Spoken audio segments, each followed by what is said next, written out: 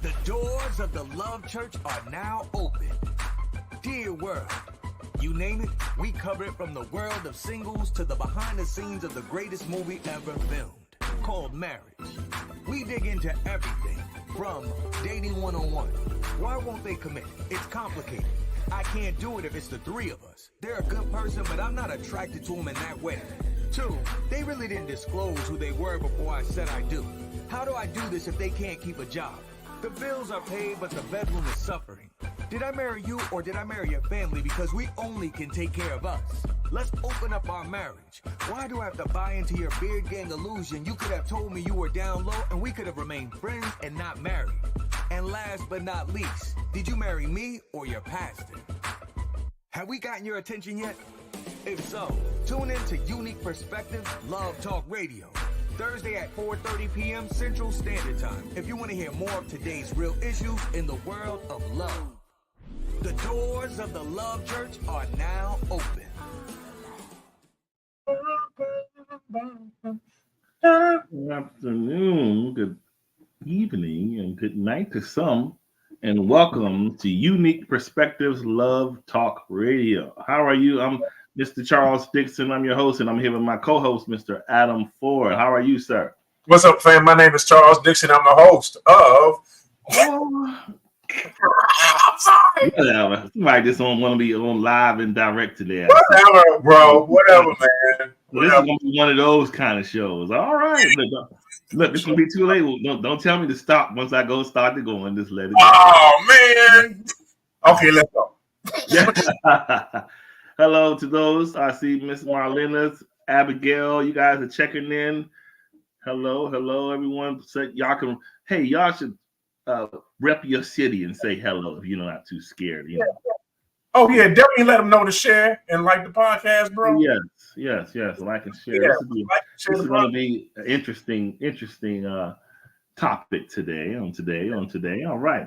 So before we get things going, there's a lot of conversation around, the subject of, like, you have this oil and water war in the relationship stratosphere when it comes to folks desiring to get married.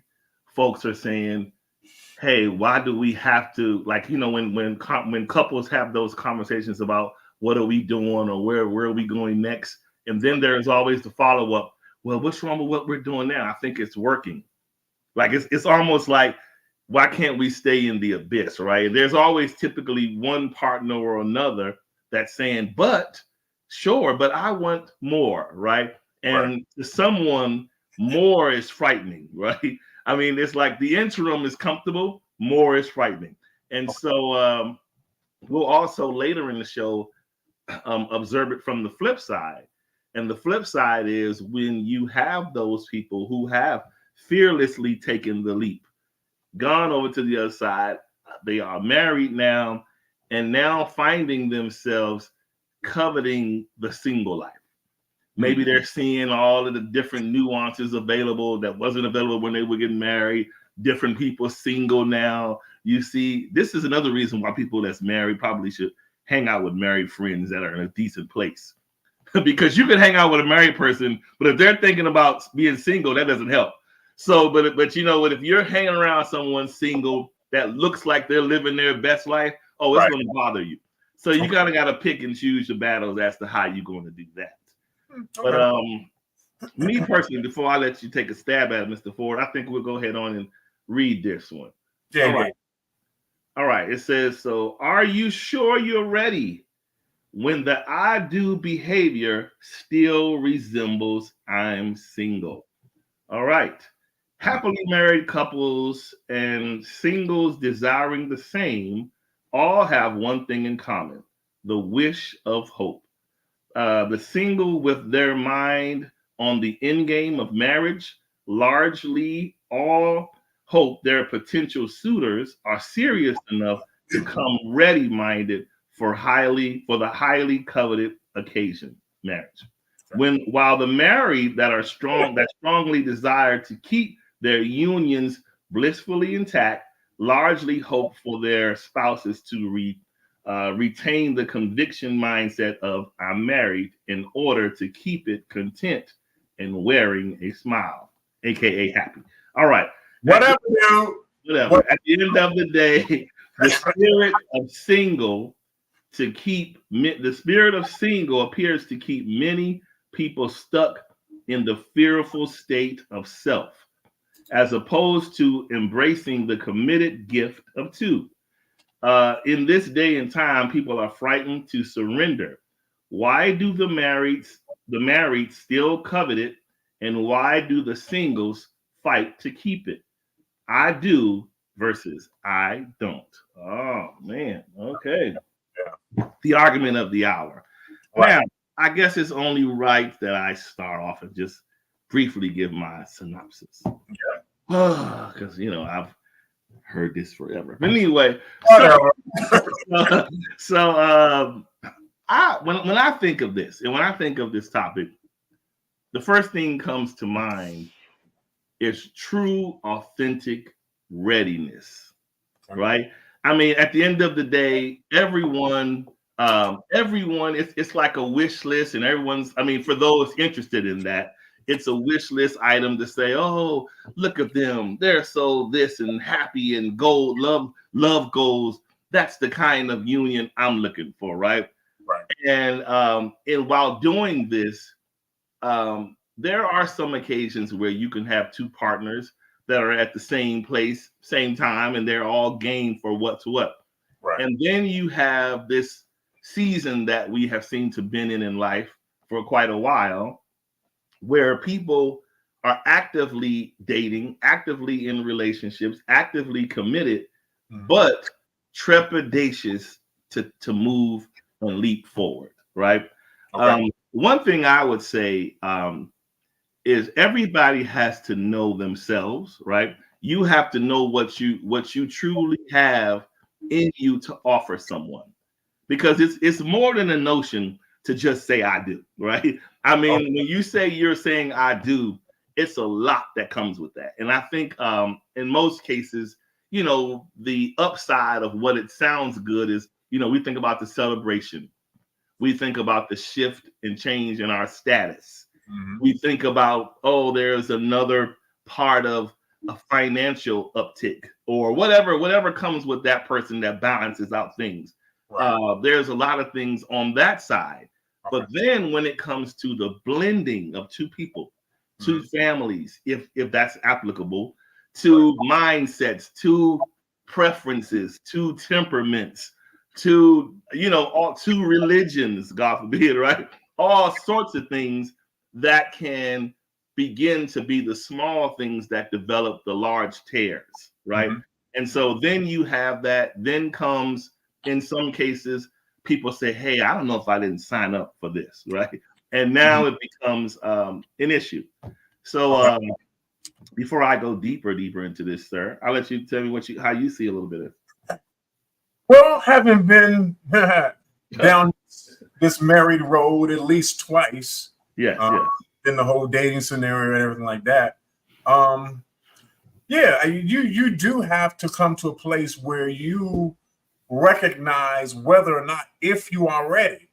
And I think when you're thinking about that, you can't just think about it in terms of you as an individual, but you also have to consider the other person as well, whether or not they are ready. I believe that when you're dating somebody, and you have established a dependable relationship, it's a loving relationship, it's an affectionate relationship, there are going to be indicators within that relationship that are going to alert the both of you to know whether or not if you are ready.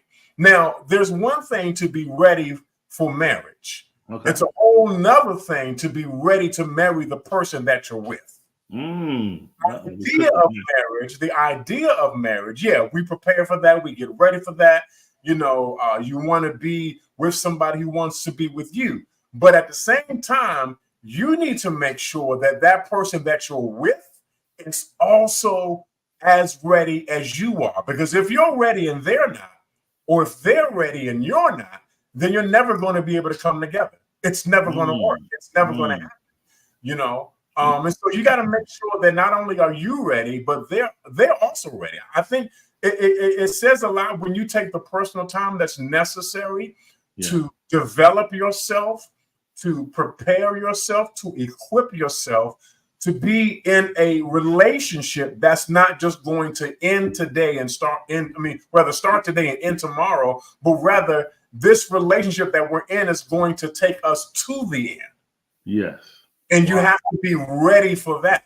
So when you're talking about being ready, there are a lot of different aspects and different facets of this that you have to prepare for and be ready for. And again, like I said, it's not only about you, it's also about the other person, whether or not if they're ready, because then, you know, you have to think about the fact that, you know, okay, if I propose to this person, will they say yes? Are they ready to say yes? Yeah. Or are they still, you know, doing whatever it is that they're doing? Are they still behaving unstably? Are they still doing things that are counterintuitive, counterproductive to the relationship? And so these are the things that you have to consider.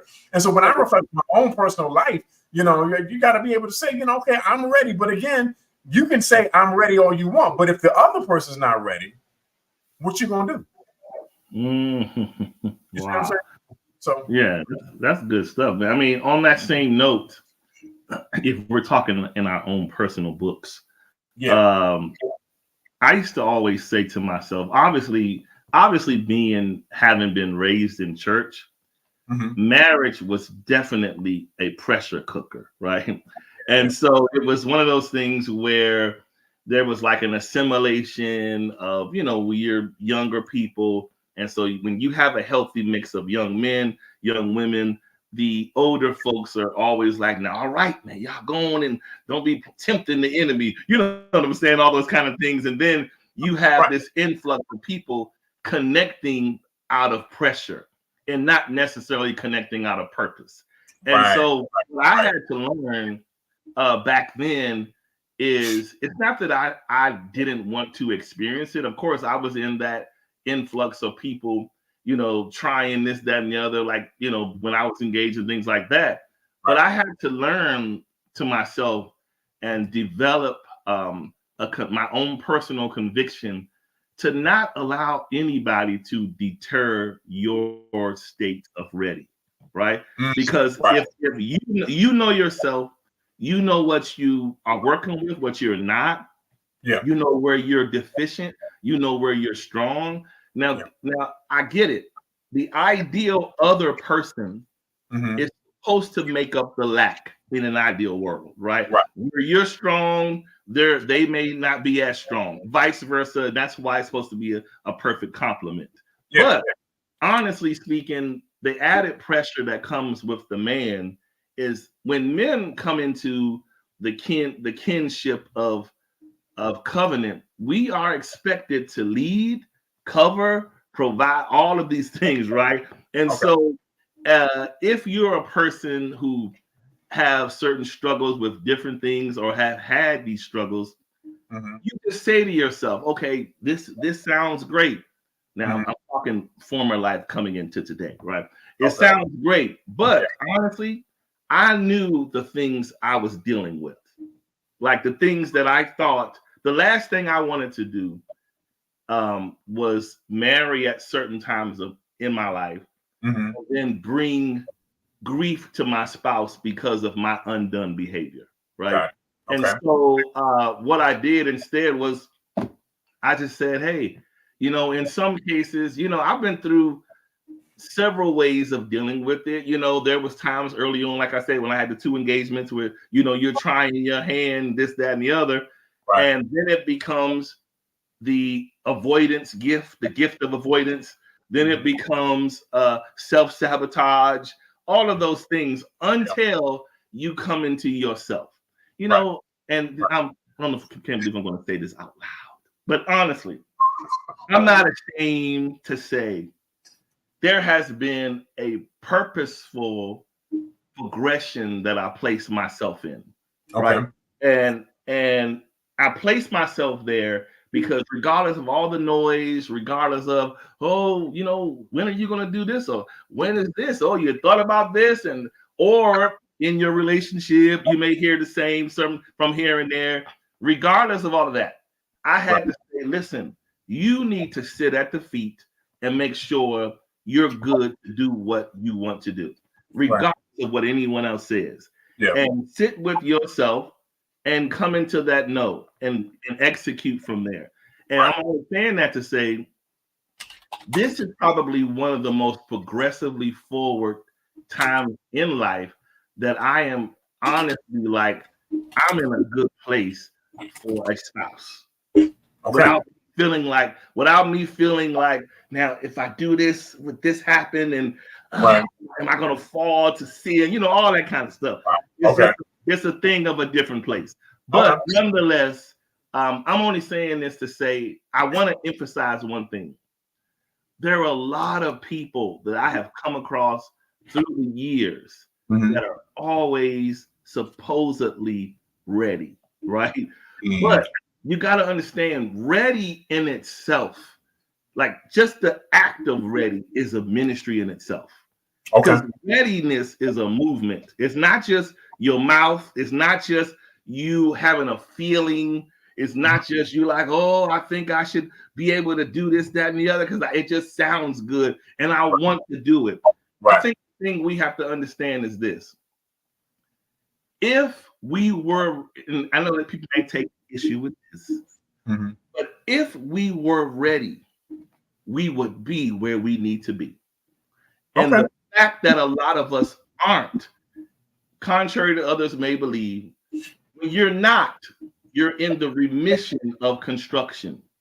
And it doesn't matter, it has had nothing to do with your age, it doesn't have anything to do with how many times you've been married, because all of these are signs of misappropriated guidance and steps forward that maybe perhaps some other things should have been dealt with. Now, really quick, the way I look at marriage is the reason why I came from the perspective of not being ready is when you're not married or things like that, is because I look at marriage as you and your person. You know how in the word it says, "And the two shall be twain, one."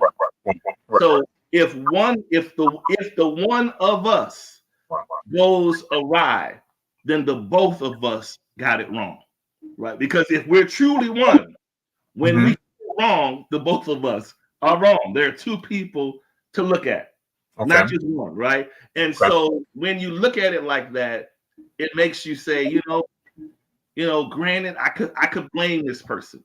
And there's a lot of growth to come when, I would always say, when I would hear people that have been divorced, almost 95%, 99% of the time, if anyone is a friend or family member of someone's divorce, the first thing you hear is, everything okay?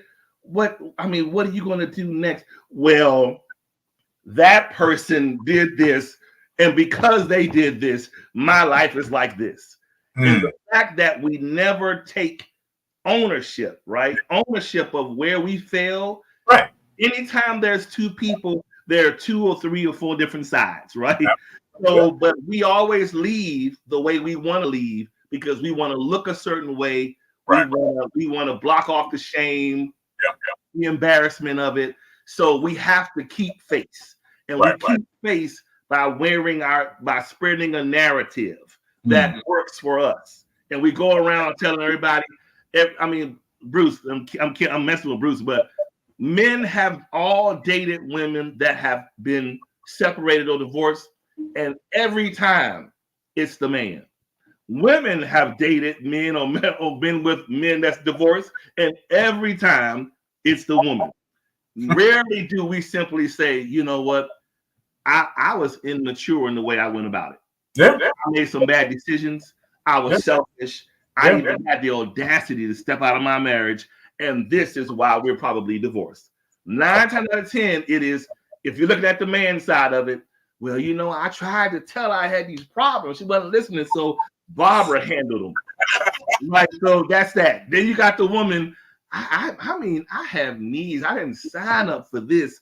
Wow. I mean, he listens to me in more than my own husband. That's a problem. And then there you go. Again, we blame as opposed to mending and just, even if you end up not together, there is a gift in proper closure. Yeah. And that doesn't come when you're blaming one another, right? When you're trying to find a sword to say this wouldn't have happened if you didn't have done that to me and all of that. It's just like, look, own it.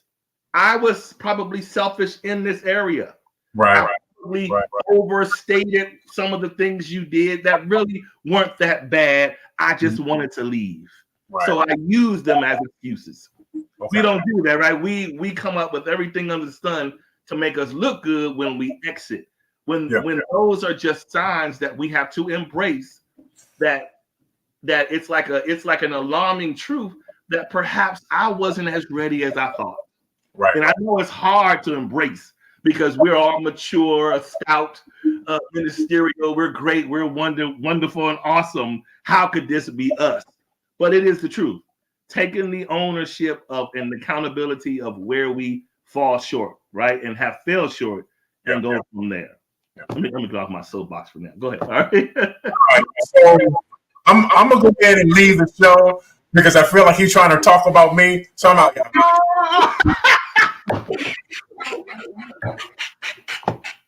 Hey, you know, I know what to do. Look.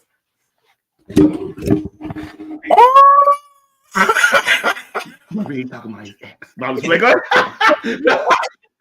we ain't gonna show up and look 5, 4, 3. She gonna be right there. Don't be talking about me. Don't be talking about me. No, man. You're on point with that. You're absolutely on point with that. And I think we had this conversation maybe several shows back, and I really began to share about my own personal experience having been through divorce. Yeah. And it was the fact that I realized that there were some things that I did not do and some things that I should not have done that I personally had to take responsibility for. Wow. So the onus was not on one person because this was a 2-people thing. Yeah. This was a 2-people thing. Let's not kid ourselves. I was in it and my ex-wife was in it. Okay.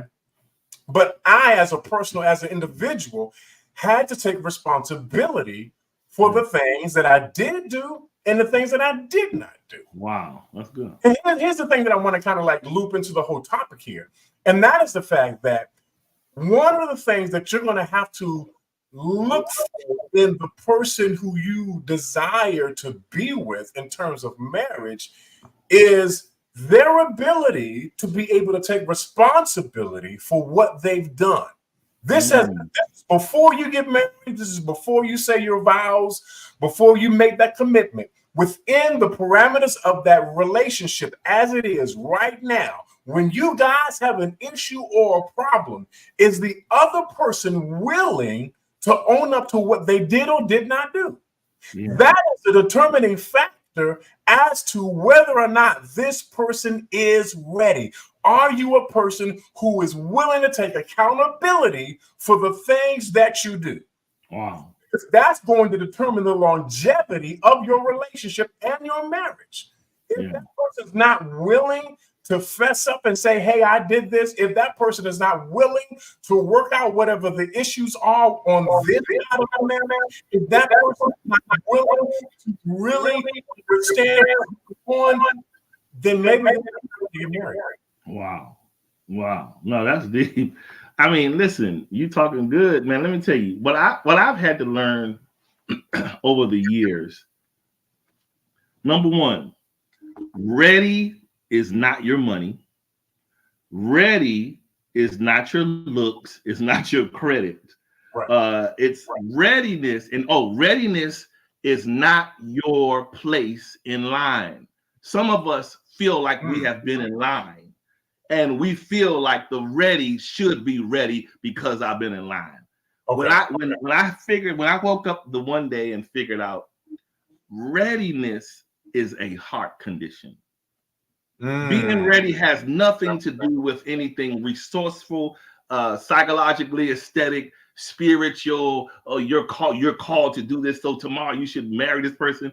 it's your heart has to say I do before your mouth does, right? And if you don't get to that place where you in the right space, you're wasting your time and you're wasting the other person's time, right? And we have to be honest with ourselves, because I often laugh and joke about, you hear that song when it talks about riding dirty, like I'm gonna catch you riding dirty, whatever. Talking about basically you're not registered, you don't have the right tags and all this. And so I always used to say the official riding dirty, I wrote this down, is when we drive from love to love in an unacknowledged state of not necessarily realizing we're not ready to drive. Like we're being dirty. We out here driving from love vehicle to love vehicle. Don't have no registration. Don't have driver's license. Just dirty, right? Don't really know where you're going. You just know you're a man, you're a woman, and you have what it takes to capture the opposite sex. Okay. That's what most of us start with. Our looks. I have this kind of title and job, and I'm highly desired, and that's it. But we don't. If we'll never know ever in life, the world has made it so. The world of I guess social programming. If you haven't if you're on social media and if you haven't noticed it, there's 200 people that look better than you. There's 200 people that look better than your spouse. There is 200 people that's look better body, better this, better. If you are thinking along those terms, you are delirious. Like in today's time, what Beyonce's song said about I could have another one of you in a minute is more true than ever today. Wow. Now, I'm not saying that you're going to have a great person or a person that's meant for your life, but in terms of numbers and bodies, that's easy. You just need to be who you need to be in the right place, and there you go. So that's the era that we live in. And so people need to be honest with themselves and just say, listen, and this is a tough reality, but if I'm so great, if I'm so rare, if I'm so this, what is the meaning behind me not being captured yet? And that's going to take some deep digging. And the answer to a lot of that is God is doing you a solid and sparing you what you can't see, right? In the moment, because we all are like, oh, I need to hurry and jump over there and make this happen right now. But honestly, man, it's just like we need to learn to respect and embrace the work that's still being done, regardless of where you are in life, how old you are in life, all of those things. Respect the work that's being done on you. Because if you legitimately want to be a good spouse or a second time, third time, fourth time spouse, then you want to do it great. You don't want to do like, what's the point of marrying someone mundanely, haphazardly, just to say I have a person in my house to help me share these bills? Right. See, a lot of us, if we're realistic, we're looking not for transfer of ownership. We're looking for transfer of debt. We're looking to get somebody to help us because life is life. It's very expensive. The economy is out of control. Yes, I know that I'm waiting on such and such person, or I'm desiring this kind of woman, but it's taking a little long. I'm gonna need a little help, so I may take such and such up on their offer, right? And then you find yourself with someone for convenience, but not purpose. I think the whole point of marriage is not just to have two people in Olin Mills Polaroid pictures. The point of that's old school, right? The point of marriage is purpose. We forget that. Like there's supposed to be two people in the picture frame for a reason, not just y'all just sitting up there smiling. There is purpose behind the movement of being a spouse, but we have lost that. Now it's about we look good. Look at our car. Look at our house. Oh, look at our children dressed to the nines. Oh, everything is great. No issues, no worries in the house. This is what marriage is like, and that is far from it. You know, in fact, if you're not uncomfortable you're probably not in a good situation. When the thing we need to be a little scared of is when we are being put to sleep by comfort. Comfort cannot sometimes serve you well in covenant. You're thinking, oh, I did it. God is pleased with me. I have this person over here. Well, it's just time to coast. Well, none of us are out of the hot water before marriage, after marriage. Before marriage, the enemy doesn't want us to be married. So he's going to do whatever he can to distract you. After marriage, he's going to do whatever he can to catch you sleeping so he can detract the marriage. Got it. So no one can ever not keep their eyes open and aware of what we need to do. You understand what I'm saying? I got you. That's good. So Bruce has asked me a question personally, directly. He says, Adam, what is one characteristic or behavior you were weak in your first marriage that you are stronger in the new marriage? Good question. He's trying to get all up in my business. That's what I'm saying. What I'm saying is, I'm telling. No, I'm just playing. Go ahead. What I'm not going to let y'all do today, I'm not going to let y'all get all up in my business. We're not fitting to do that today. No, I'm just playing. Oh, God. In the hope that this helps somebody else out in terms of what you may be experiencing if you're married now, or if you've been divorced, or you're looking to get married. I think one of the things, there are two things that come to my mind. The first thing is the ability to communicate effectively. I think a lot of times when you're in marriages and you've been in marriages for a period of time, you kind of don't communicate what you should, how you should. Now, I'm going to say this just to give you a little bit of background with me. I have not always been a really good communicator. That's the truth.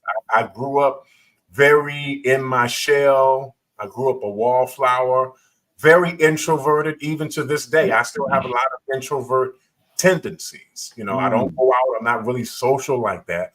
So as a result, I don't communicate as well as I should. And I didn't really communicate as well as I should in my first marriage. Yeah. As a result of that, it kind of did lead to the decline of the marriage. Now, later on in the marriage, I did become better at communicating. I did become more direct in terms of what I'm talking about, because I think a lot of times in trying to address issues, we have a tendency to dance around things. We have a tendency to kind of like sugarcoat things, and we're not as direct as we should be. We're not necessarily saying the things that we ought to say to the person so that they clearly understand us, and then being able to hear what they have to say, being able to listen to them and understand what they're saying to us. And so I think that was one of the things that I was weak in my first marriage, that I have learned to become stronger in, because in the marriage that I'm in now, you know, we both communicate to each other. We both talk to each other, even if I may not want to talk about a particular thing. Okay. All right. Even if I may not want to necessarily have this discussion. Guess what? You're going to have the conversation. Yeah. Maria Padilla Guadalupe Ford is not having it. She ain't having it, man. She gonna walk. She not even gonna knock on the door of my office. She gonna bust in my office and be like, "Senor, what is your problemo?" She gonna me. And you need that. You need to have somebody in your space, that can invade your space, and talk to you, and you listen to them, and you talk to them. I think we can't say it enough here on this podcast that communication is the key to success in your relationship and in your marriage. Wow. You know what I'm saying? It is absolutely the key to success. It is your foundation. It is your keystone to being able to make your relationship work, to being able to navigate your problems, to being able to solve your issues. You got to be able to communicate. You got to be able to talk. I think the other thing too, that helped me, that I learned from my first marriage, that I've really learned how to strengthen in my second marriage, is learning how to accept help. I think a lot of times when you're in a marriage and you're doing everything and everything is on you to do to get done, as particularly as men, we have a tendency to shoulder the entire burden. Yeah. It's all on me to do it. And husbands are supposed to be providers. Granted, absolutely, we're supposed to be providers. We absolutely are supposed to be providers. But every now and again, brothers, hear me out, Williams. Every now and again, if we're being honest, we need help sometimes. Yeah. Because of the fact that we don't articulate that, again, this goes back to the communication issue. If we don't say that, if we don't express that, if nobody's listening to us to ask to give us help, then we don't ask for help. We got to learn how to ask for help. We got to learn how to say, I've reached my limit, because I guarantee you, brother, you may think you're Superman, and you may have everybody else thinking that you're Superman, but the reality is you're really Clark Kent. Wow. And you can't handle what's on you now. You need some help. Wow. Yeah. To deal with what you got on your shoulders. And so in this second marriage, I've learned how to receive help from my wife. That's good. I've learned how to allow her to help me and not try to do everything on my own. It's, we both still have a struggle with it sometimes every now and again. We'll go out to dinner and she'll want to pay the check and I want to pay the check. And we sitting there fighting over who will pay the check. But the reality is the help is there if I need it. Yeah. All I got to do is reach out for it. So those are the beautiful things I would say. Yeah. Yeah, that's good stuff, man. I mean, and an important part that you mentioned is having, like, again, this takes us back for men. It's important, like you said, for us to acknowledge when we need the help. Yes. But it's equally important to have a safe space identified for the help. Because a lot of the times what keeps us men silent, what keeps us silent is the fear of what comes with our vulnerability. Okay. What comes with our humility. If we say, if you're a man and you've been used to, let's just say you have a consistent track record of handling things, because sometimes, newsflash, ladies, sometimes we are suffering in the dark in the name of making you think we got it. We're walking through this thing, pulling out credit card. Oh, yeah, no problem. In our mind, I got this balance on. We do all of this stuff because of the pressure to maintain consistency as a leader. So in doing that, we're constantly doing this. But sometimes, trust me, a man would love to be able to say, babe, do you mind getting this time? Hey, I just paid such and such last time, and it's a little low today. Without, are you kidding me? Oh, guess what? Bring a check. I'm done. I'm out of here. You understand what I'm saying? So, that's one instance. Or the man might get tore down where they'll be like, what are you doing with your money? That's the last thing, a man. It's hard enough for him to just impart help to you. Yeah. So for him to do that and to get chopped up, that just makes him go right on back into a silent shell, and you're never going to know what he needs again. You know what I'm saying? And so that's why that safe space is important, because we do need the whole point of God putting this union together was he introduced the woman as man's help meet. Okay. If we look at it in plain English, baby, help me meet this. Okay. Baby, help me meet that. Right. And I think we have gotten into this thing today where it's not baby, help me meet. It's like, look, you met me, so you do it. And we've gotten off a track. So we got to get back to if the woman is truly our help meet, then we need to see to it that we are helping one another meet what needs to be met. There you go. That's what I'm saying. Yeah. Yeah, that's exactly, because I had that in my notes. I think you had mentioned about it before, about the help that's needed. And honestly, truly, it really does come from the fact that I'm helping her and she's helping me, and we're helping one another. This is a synergistic dynamic that's happening. We're working together Yeah. toward one goal. We're helping one another. And the thing of it is, I have to be open, like you said, Charles. I have to be open and vulnerable enough to receive the help. Yeah. And she is offering and willing to give the help. Watch this, without fear of being, without the man feeling as though he did not meet the standard. He doesn't have to feel diminished because he's asking for help. I think sometimes men, and I don't know how this turned into this particular this subject matter, but sometimes as men, we fear asking for help because we feel as though those people who look at us will look at us as diminished. Yeah. Or less than, because a man don't ask for help. A man is strong. A man got his cover. A man he's supposed to be the provider. He's supposed to have deep pockets and being able to pull resources and be able to do all the things. But again, let me just make it real plain. We got these supermen on these and they're really not Superman. They really are Clark Kent. Yeah, for sure. And they're trying to do the best that they can. Yeah. And some of them are suffering in silence because they don't feel as though they can open up their mouths to say that they need help for fear of looking like less than a man. Yeah. But let me free my brothers today. Let me free you today. You need to be able to say, if you're in a relationship where you can't ask for help, you need to hit the road. You need to get up out of that joint. Wow. That's a clear indication that relationship is not ready to go to the next level.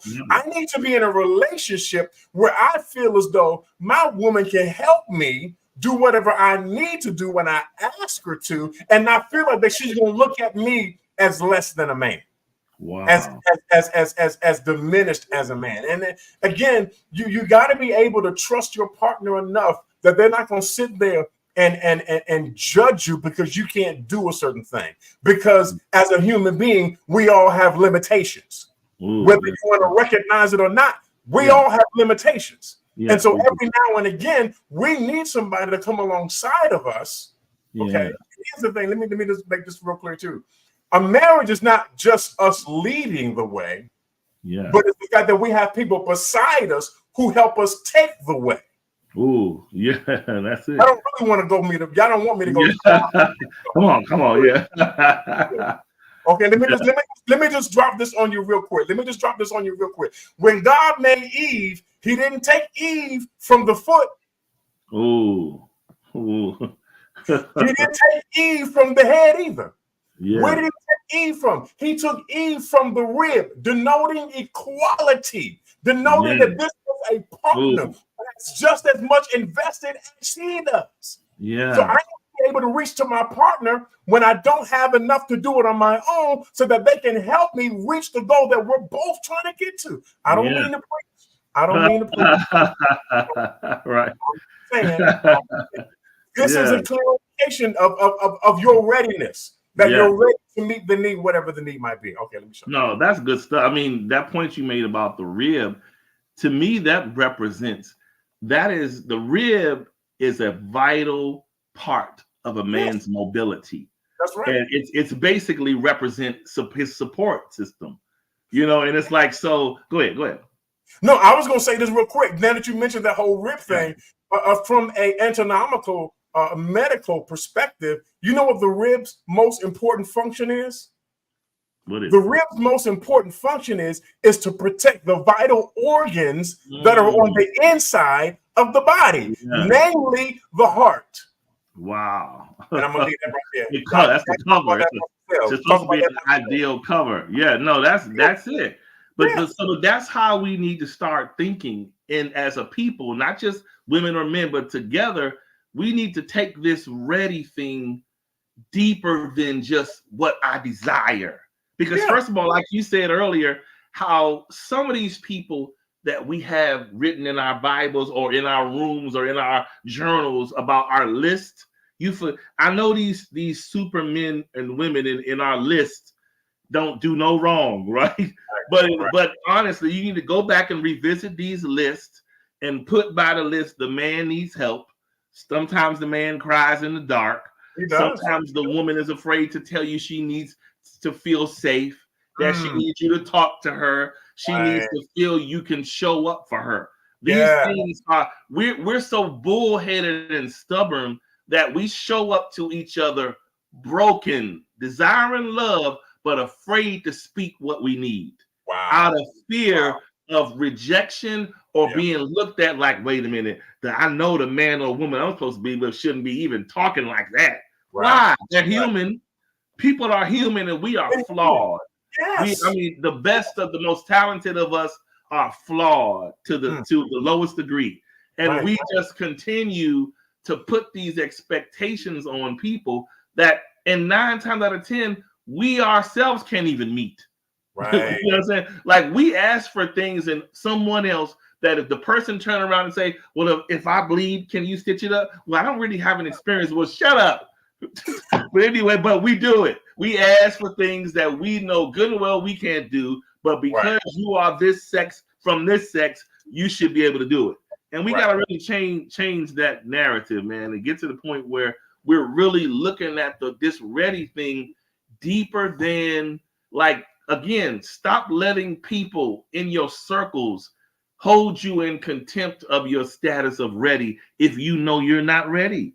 Yeah. If you are, you will. I'm a believer of, if you're ready, you will feel the progression to where you need to be to execute your ready. Yeah. If you are not, and if you are still dealing with you, some of us are still dealing with us to be ready. We got a lot of us we dealing with. We come into the table with all these demands. This person should do this. They need to bring this. They should do this. And you a whole mess inside. Inside you a mess. You don't even want to live with you, but you want me to. So we gotta stop dealing with this stuff. You know, we have all of these. We have trauma we haven't dealt with, insecurities we haven't come to grips with. We have some of us are doing some of the things we're doing out of pressure from our circles. Our friends are all married. So and so over here said this, and I just feel like if I don't, I'm a failure. Right. All that. Don't worry about the failure portion. Worry about whether or not you are ready. Right. And that's even for people, like I said, that even comes to people that have done it in the marriage and it has turned it around again and doing it again and again and again. Those are beacon symbols of a continued readiness. Is a continued journey. And if you find yourself getting off the bus then and had to go back to the bus stop again, guess what? Its perfection is expected. So God's like, going back to the bus stop again. That's okay. Another bus is coming. I'm getting you together. But more than you worried about the bus, worried about, do you have the proper fare to ride it? Right. So I'm worried about when that next bus is going to show up and I can have another person showing up, but you don't have the fare to even ride the bus. You're not even prepared to be a helpmeet. Right.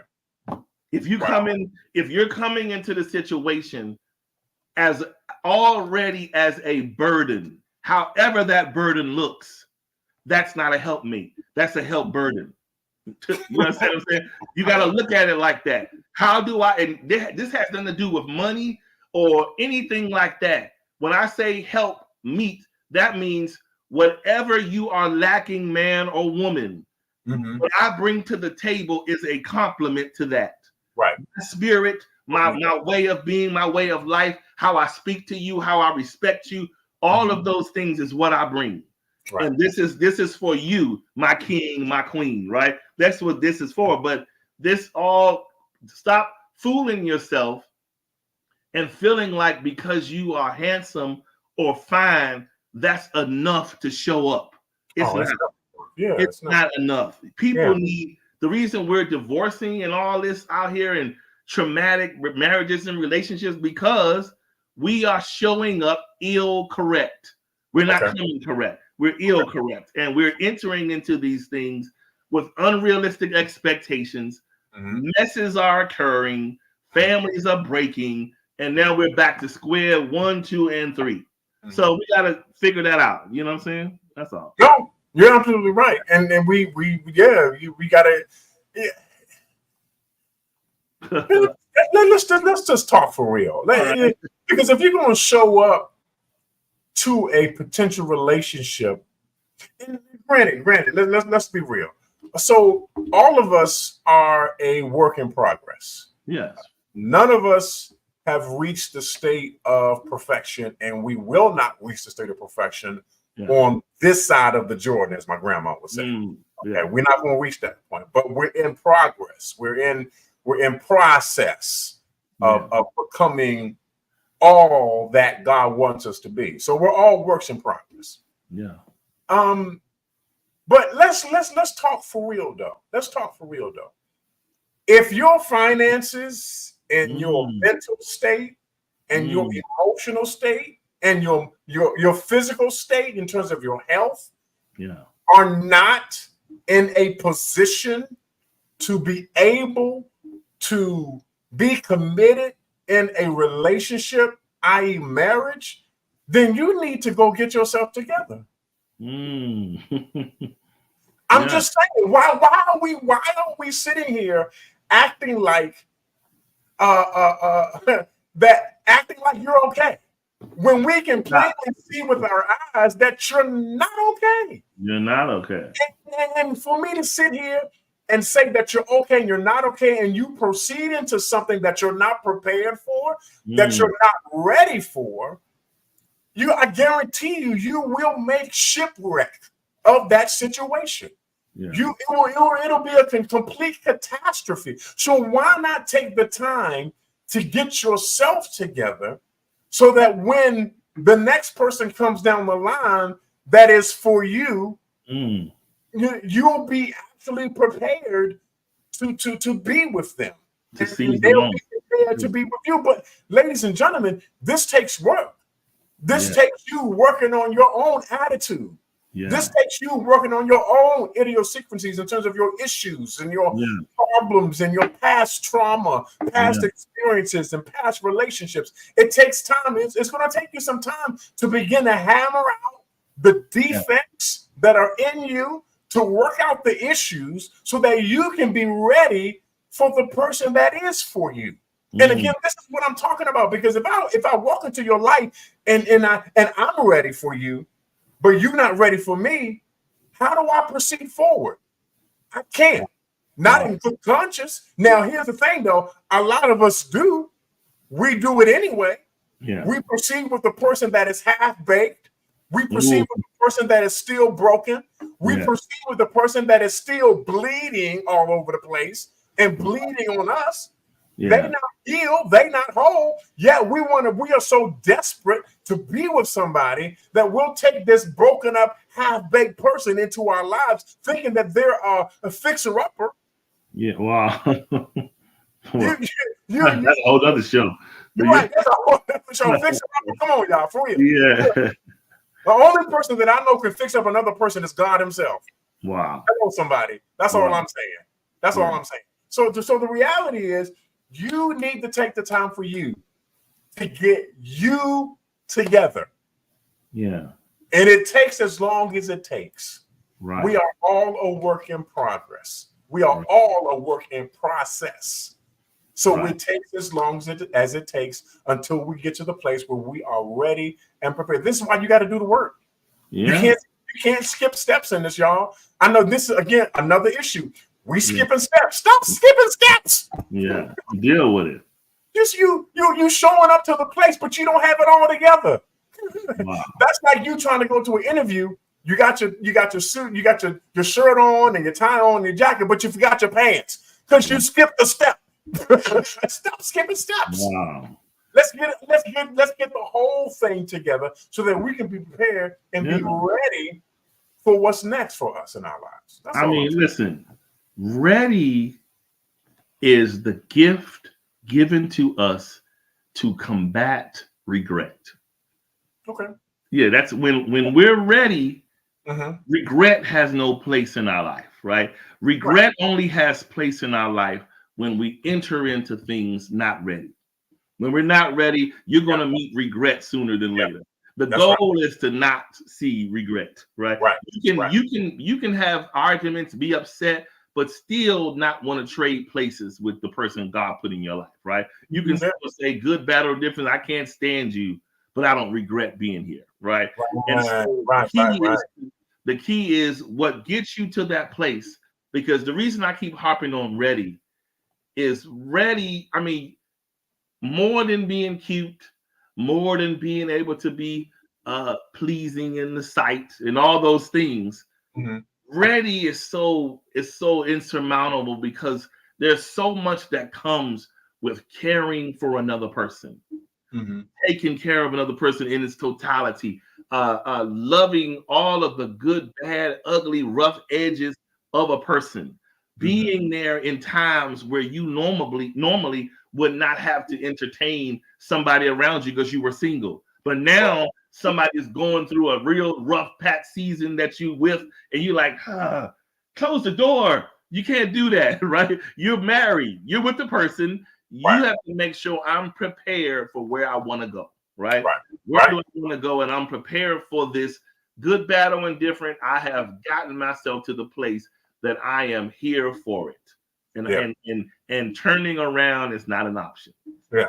When you know you're at a place of being ready. Yeah. Let me just jump in here real quick. And this is something that just occurred to me. And I want to say, and I want you to hear it real good. We do have a lot of people, and I think you were referring to this earlier, Charles. There are definitely people in our lives, people who have influence on us, people who we are in the orbit of, and they are in our orbit, if you will.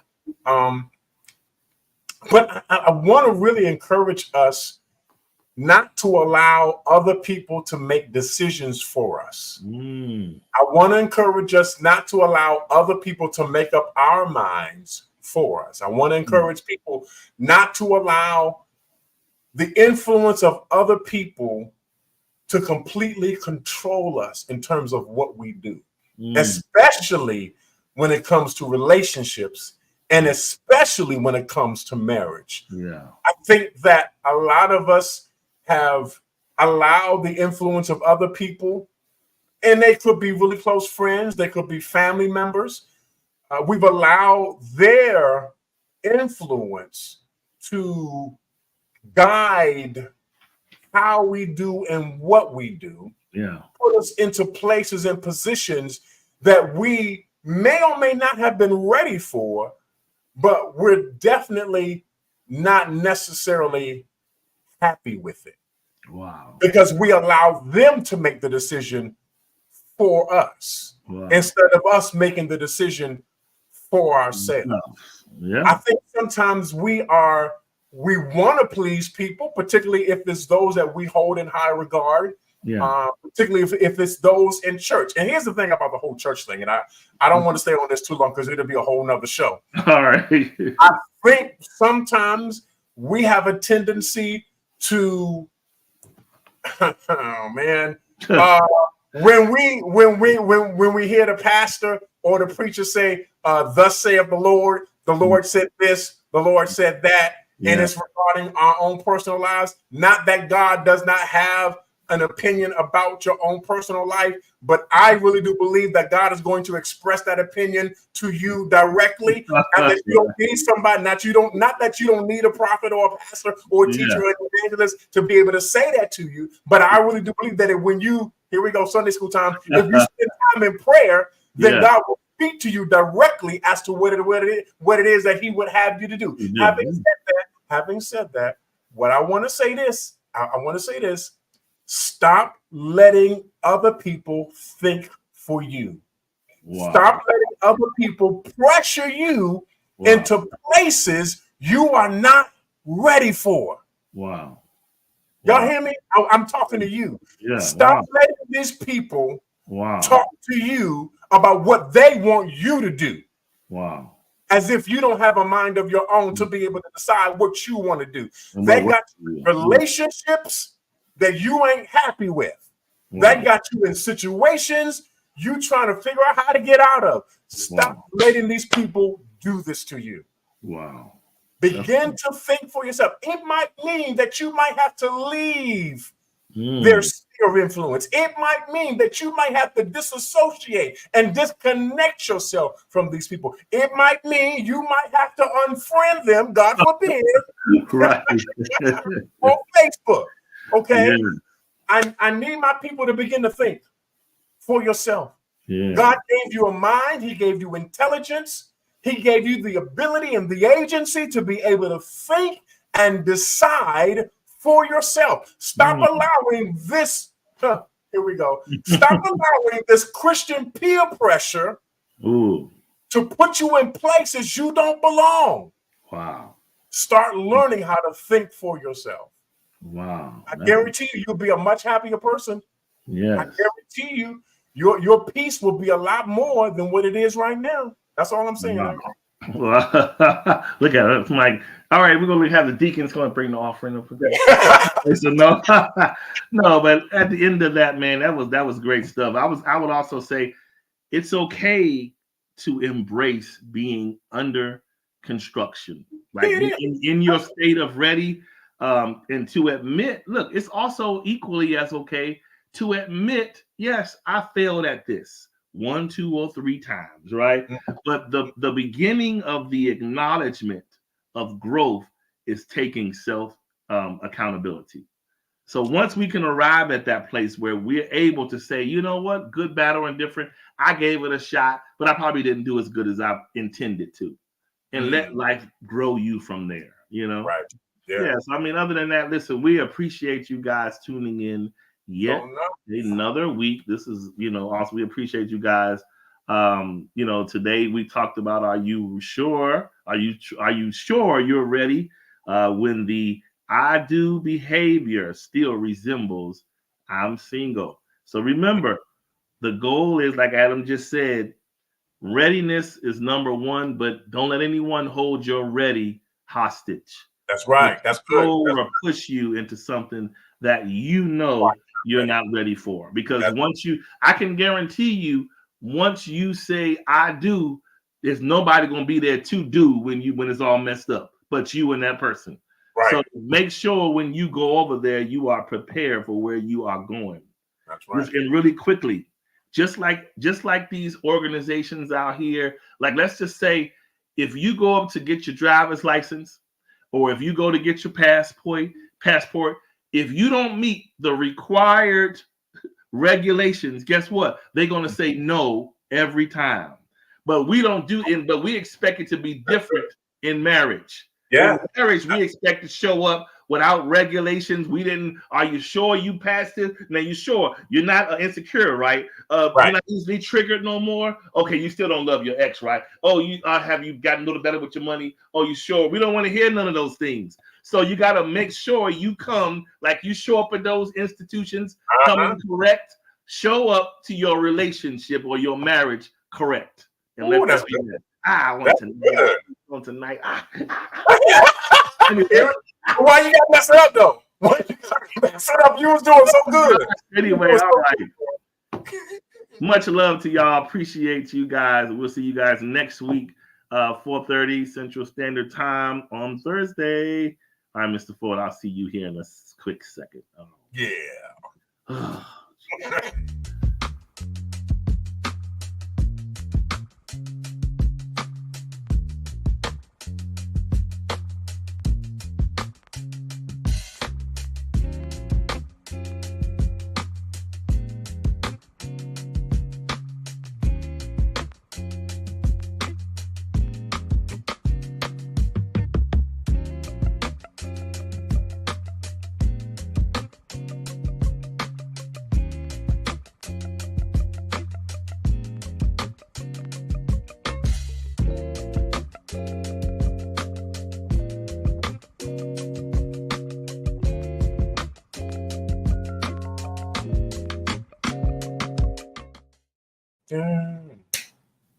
Man, that was good stuff. Great show today, Mr. Ford. Yeah, good stuff. It was good. Yeah, that was tasty. And we would just say on the unplugged version. Here we go. I won't unplug it from the wall. Okay? He's trying to undo everything that we just did. Watch him, y'all. No, I'm not. Danielle, get your boy Danielle. You know he about to undo everything. Listen, man, I'm gonna tell you honestly. It's just that, I mean, we pretty much covered most of it. But yes, the part that I meant to bring up is, in this single stratosphere are a lot of people who really desire. That means they may cover it with their nonchalance, but they desire a partner they can trust, a partner they can grow with, and a partner that has their back. But it's so much toxicity out here, fear, trepidation. People have been exploited, taken advantage of. So that makes everyone stand on the edge of the pool, dipping their toe in, but they don't want to be fully submerged, right? So this is why a lot of people stand on the situational side of the fence, the relationship that doesn't progress side of the fence, the this.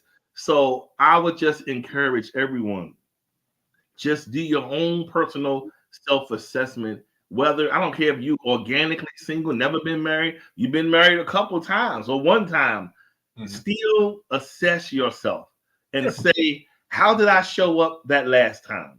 Am I better this time? You know, when I think about this is the $6 Million Man. Remember that show a long time ago?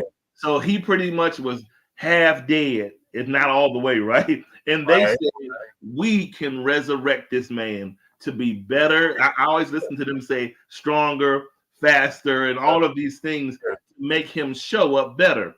So I say that to yourself. Am I showing up in a more bionic state than I was before, right? Am I better or am I showing up the same? Because if you're showing up serving the same old warmed over food, it's still going to not be palatable.